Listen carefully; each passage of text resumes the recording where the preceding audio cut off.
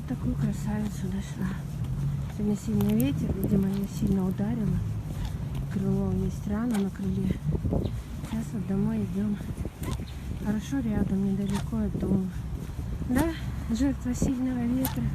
Подлечим тебя и выпустим. Сорока белобокая. Возмущалась, орала. Женщина рано утром посмотрела, летает около подъезда.